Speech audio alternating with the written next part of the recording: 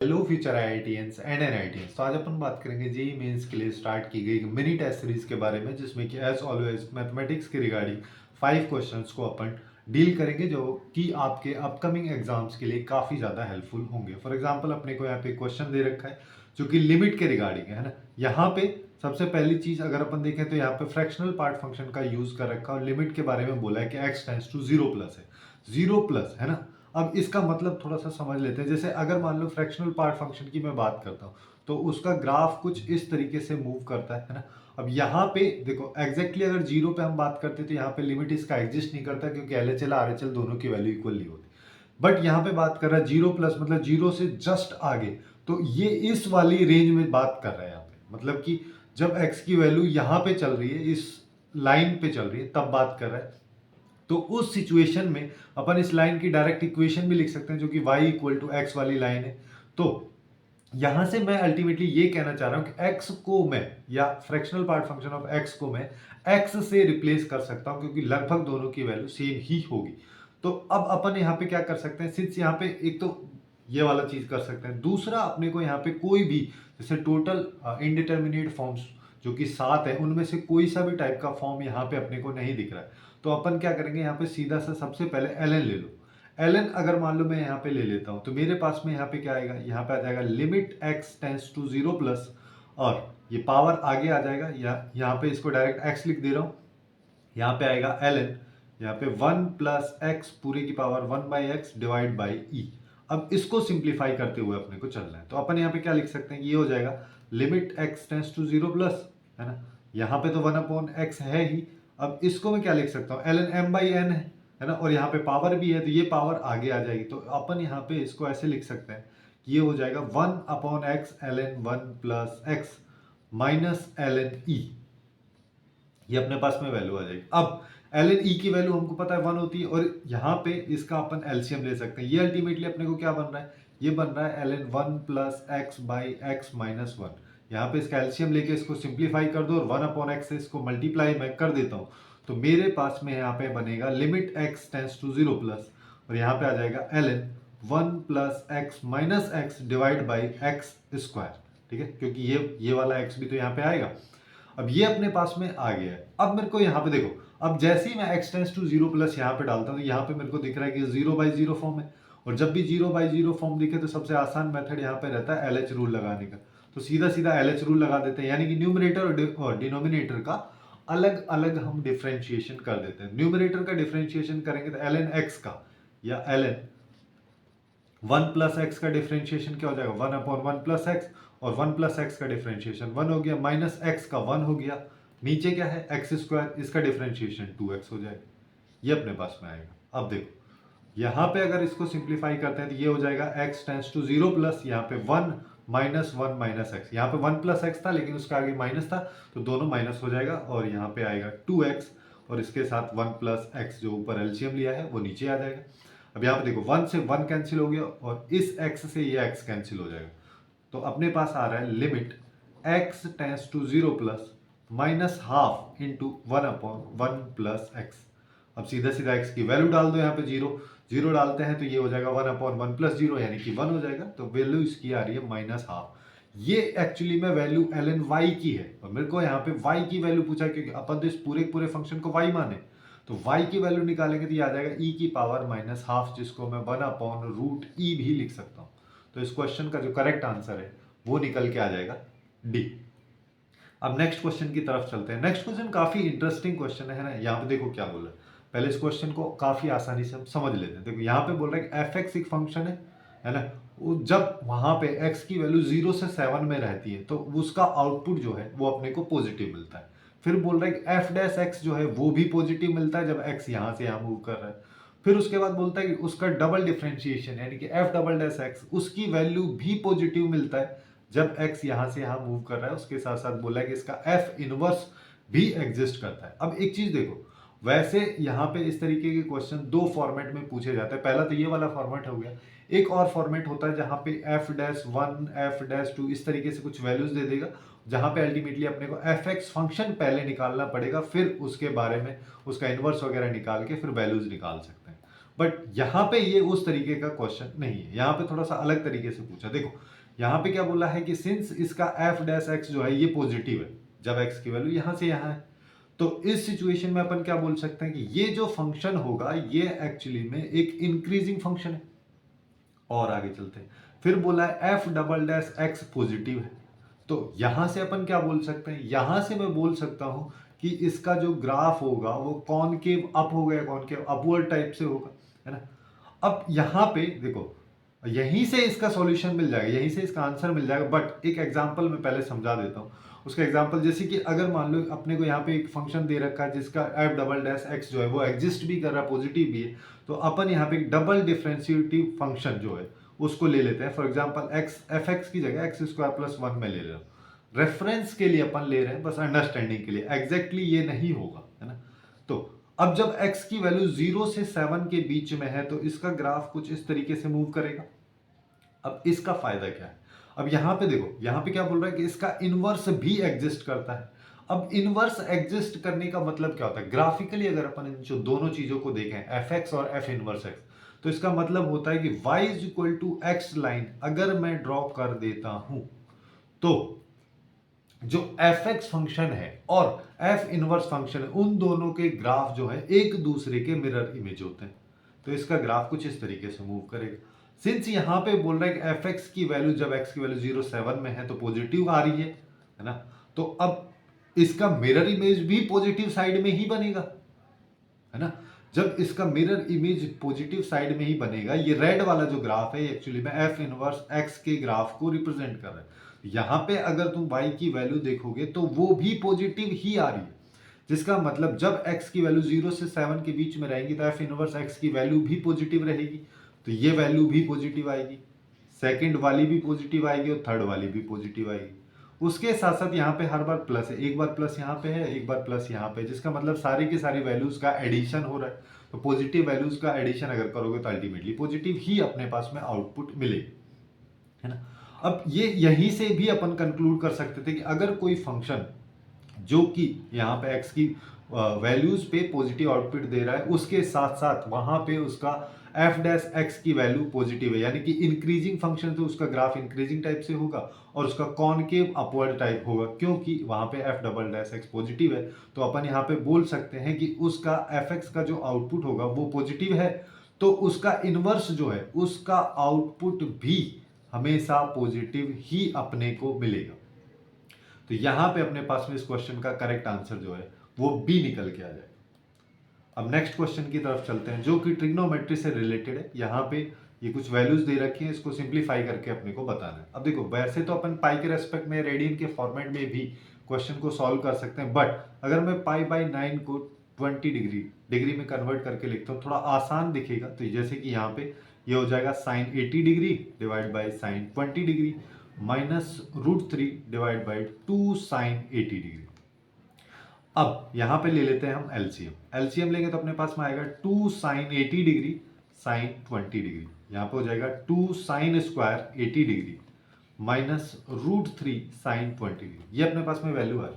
अब मेरे को करना है क्या है, देखो यहाँ पे इसके ऑप्शंस को अगर थोड़ा सा अपन देखते हैं तो यहाँ पे देख के अपने को ये आइडिया लग रहा है कि ये जो वैल्यूज है इंटीजर फॉर्मेट में आ रही है ना। अब इंटीजर वैल्यू कब आई, जब न्यूमरेटर डिनोमिनेटर में यहाँ पे वैल्यूज एक दूसरे को लगभग कैंसिल कर रही होंगी, है ना, या फिर यहाँ पे कुछ ऐसी वैल्यूज थीटा की बन रही होंगी जिससे कि साइन की वैल्यू जो अपने को पता है उन सबको यूज अपन कर सके। देखो अब यहाँ पे मेरे को करना है, अपन सबसे पहला जो स्टेप है वो यही करते हैं, न्यूमरेटर और डिनोमिनेटर में एक दूसरे को कैंसिल करने की कोशिश करते हैं, जिसका मतलब ऊपर भी अपन साइन 80 और साइन 20 के फॉर्मेट में बनाने की कोशिश करेंगे। तो वो कैसे करेंगे, सबसे पहले यहाँ पे लिखा है साइन स्क्वायर थीटा, यानी कि 2 साइन स्क्वायर थीटा लिखा है, जिसको अपन क्या लिख सकते हैं 1 माइनस कॉस 2 थीटा, है ना। 2 थीटा यानी कि 80 डिग्री का 2 थीटा क्या हो जाएगा 180 डिग्री माइनस √3। और यहाँ पे क्या कर सकते हैं अपन, इसको यहाँ पे लिख देते हैं साइन 20 डिग्री, ये अपने पास में आ गया।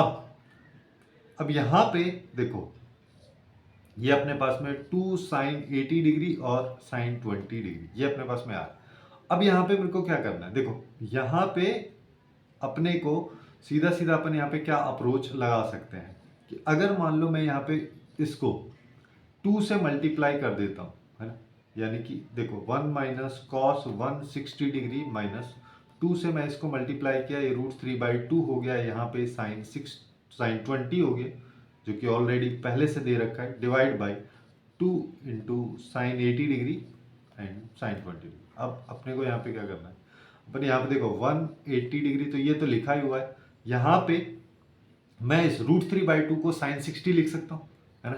तो मेरे पास में आ जाएगा 2 साइन 60 डिग्री साइन 20 डिग्री, ये आ जाएगा। और नीचे जो है उसको एज इट इज लिख दो, यानी कि यहाँ पे साइन 80 डिग्री साइन 20 डिग्री 2 के साथ में है। अब ये लिखा है अपने पास में 2 साइन ए साइन बी, 2 साइन ए साइन बी का फॉर्मूला अपने को लगाना है, जो क्या होता है cos A minus B minus cos A plus B, उसका यूज अपने को यहाँ पे करना है। तो ये आ जाएगा cos 160 degree minus cos A minus B, अगर मान लो मैं करता हूँ तो यहाँ पे आएगा 40 डिग्री माइनस कॉस 80 डिग्री, ये अपने पास में आ जाएगा। और नीचे आएगा 2 साइन 80 और 2 साइन ये 20। अब देखो, अब यहाँ पे इसको मैं 1 के साथ क्लब करता हूँ, इसका फायदा अपने को क्या मिलेगा, देखो जब भी अपन इसको यहाँ पे करेंगे ये हो जाएगा cos 40 degree plus cos 80 degree minus cos 160 degree divide by 2 sine 80 degree sine 60 नहीं है सॉरी 20 डिग्री, ये अपने पास में है। अब ये लिखा है 1 माइनस कॉस 2 थीटा, है ना, इसको मैं यहाँ पे लिख सकता हूँ 2 साइन स्क्वायर 20 डिग्री। अब ये मैंने यहाँ पे लिख दिया, तो एक फॉर्मेट तो अपने पास 20 डिग्री वाला बन गया। दूसरा यहाँ पे ये है कॉस सी माइनस कॉस डी लिखा है, कॉस सी माइनस कॉस डी क्या होता है 2 माइनस 2 साइन, पहले इन दोनों को ऐड कर दो तो ये हो जाएगा, फिर एक दूसरे को सब्ट्रैक्ट करेंगे तो -40 आया, है ना, सॉरी -80 आया, -80/2 करोगे तो -40, sine minus theta minus sine theta के बराबर होता है, यानी कि ये वाला माइनस और ये वाला माइनस एक दूसरे को कैंसिल कर देंगे और अल्टीमेटली प्लस अपने पास में आएगा, यहाँ पे हो जाएगा ये। तो अब यहाँ पे देखो अपने पास क्या आ रहा है 2 साइन स्क्वायर 20 डिग्री प्लस यहाँ पे आ जाएगा 2 इंटू साइन 120 डिग्री की वैल्यू कितनी हो जाएगी, ये हो जाएगी √3 साइन 120 डिग्री को साइन 60 के इक्वल लिख सकता हूँ, जिसकी वैल्यू √3/2 है। और यहाँ पे आ जाएगा साइन 40 डिग्री डिवाइड बाई अपने पास में आया 2 into sine 80 degree sine 20 degree. अब देखो सबसे पहले तो मैं यहाँ से 2 निपटा लेता हूँ, 2 को अगर मान लो मैं कॉमन ले लेता हूँ तो मेरे पास साइन स्क्वायर 20 डिग्री बच रहा है, प्लस इसको अभी मैं साइन 40 लिख देता हूँ, है ना, एक सेकेंड ना, इसको अभी नहीं करते, ऐसा कर लेते हैं सबसे पहले कि ये तो हो गया 2 साइन स्क्वायर 20 डिग्री प्लस 2, इसको अपन लिख देते हैं साइन 60 और ये हो जाएगा sine 40 divide by 2 sine 80 degree sine 20 degree. अब देखो क्या करेंगे, अब अपन यहाँ पे देखो ये तो अपने पास ऑलरेडी लिखा हुआ है, अब यहाँ पे लगा दो 2 साइन ए साइन बी, है ना, 2 साइन ए साइन बी की हेल्प से अपन यहाँ पे क्या बोल सकते हैं कॉस ए माइनस बी, यानी कि कॉस 20 हो गया। और अच्छा इसको ऐसे कर लेते हैं, ज़्यादा आसान ऐसे पड़ेगा, है ना, इससे थोड़ा कॉम्प्लिकेटेड हो जाएगा, वापिस से फिर से लेंथी प्रोसेस बनता हो जा रहा है, इससे अच्छा अपने पास में हो जाएगा 2 साइन स्क्वायर 20 डिग्री हो गया प्लस, है ना, 2 से 2 गया और यहाँ पे आया √3 इंटू, इसको साइन 2 थीटा का फॉर्मेट में अपन खोल लेते हैं, है ना, ये हो जाएगा 2 sine 20 degree cos 20 degree divide by अपने पास में आ जाएगा 2 साइन 80 डिग्री साइन 20 डिग्री। अब देखो यहाँ पे ये 2 है, ये भी 2 है, ये 2 सब कैंसिल हो जाएगा। और मैं यहाँ पे और क्या कैंसिल कर सकता हूँ, और एक चीज अपन कैंसिल कर सकते हैं, साइन 20 को यहाँ से निपटा दो और यहाँ पे स्क्वायर तो यहाँ से निपटा दो, तो अभी अपने पास में क्या बच रहा है, ऊपर बच रहा है साइन 20 डिग्री प्लस √3 और यहाँ पे आ जाएगा cos 20 degree divide by sine 80 degree, ये अपने पास में आ रहा है। अब देखो मैं क्या करता हूँ 2 से मल्टीप्लाई और डिवाइड कर देता हूँ, sine 20 degree plus √3/2 cos 20 degree divide by sine 80।